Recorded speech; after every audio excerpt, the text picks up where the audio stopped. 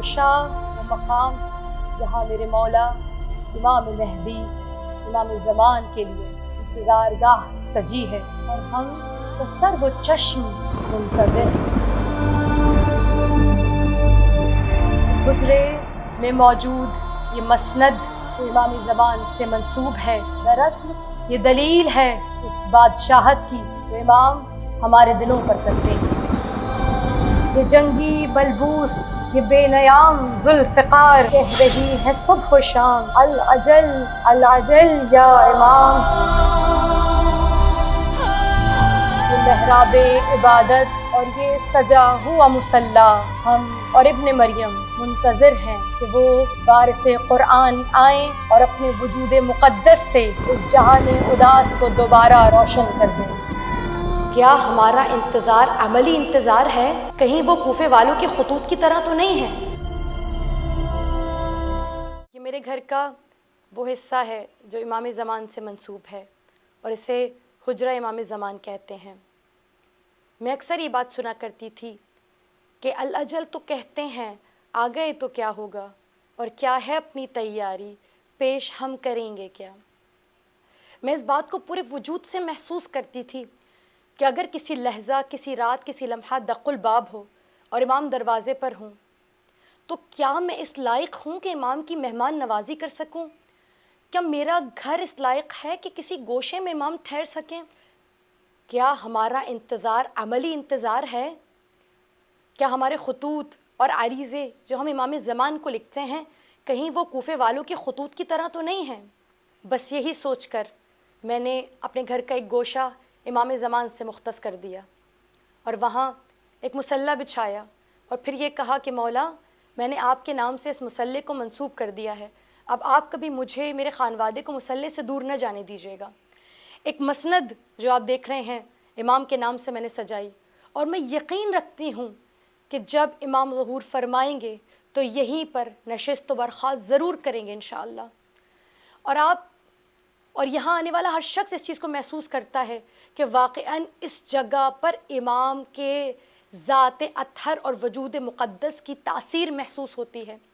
جب کوئی تکلیف ہوتی ہے نا، جب کوئی سوال ہوتا ہے دل میں، تو یہیں امام کی مسند کے پاس آ جاتے ہیں اور اپنی تمام تر تکالیف اور سوال پیش کرتے ہیں، اور امام فرماتے ہیں نا کہ تم یقین کی منزل پر آ کر ہم سے سوال تو کرو، اگر میں جواب نہ دوں تو میں امام نہیں ہوں۔ کبھی دعا ہوتی ہے، کوئی بیماری آتی، یقین کیجئے امام کی مسند کو تھام کے بیٹھ جاتے ہیں، اور جب اٹھتے ہیں تو خود محسوس کرتے ہیں کہ واقعاً یہاں امام نے شفا دے دی ہے۔ اکثر میری والدہ کہا کرتی تھی بیٹا تم نے امام کے نام پہ یہ سب کر تو دیا ہے، لیکن کچھ اشارے محسوس کرتی ہو؟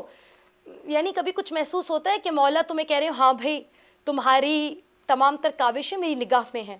تو میں یہ کہا کرتی تھی امی کیا یہ بات کافی نہیں ہے کہ یہ جگہ کتنی پر رونق ہے، روحانیت سے بھرپور ہے؟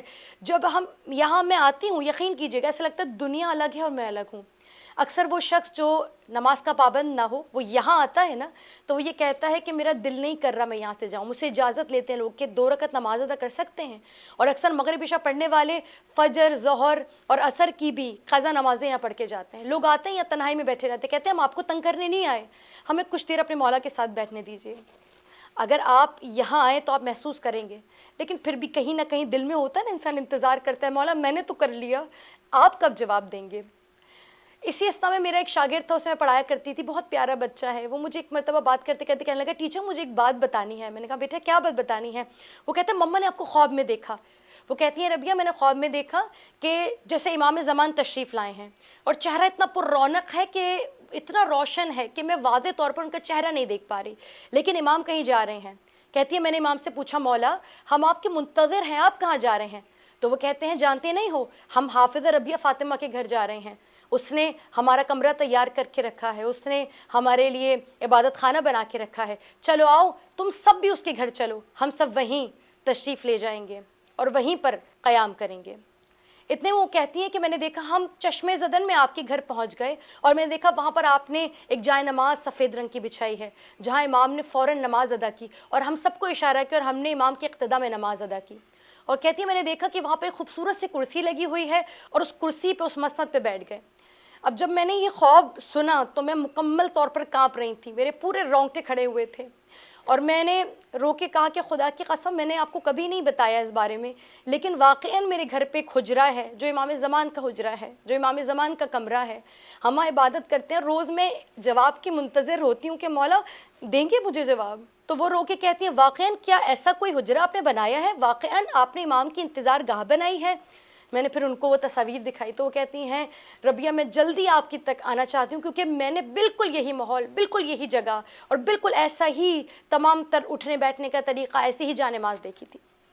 تو عزیزان، فقط آپ کو یہ بتانا چاہتی ہوں کہ جب آپ کوئی عمل اپنے مولا کے لیے کرتے ہیں نا، جس قدر آپ اپنے مولا سے محبت کرتے ہیں، مولا فرماتے ہیں اے رمیلہ جس قدر عشق تم اپنے امام سے کرتے ہیں نا، اس سے زیادہ عشق ہم تم سے کرتے ہیں۔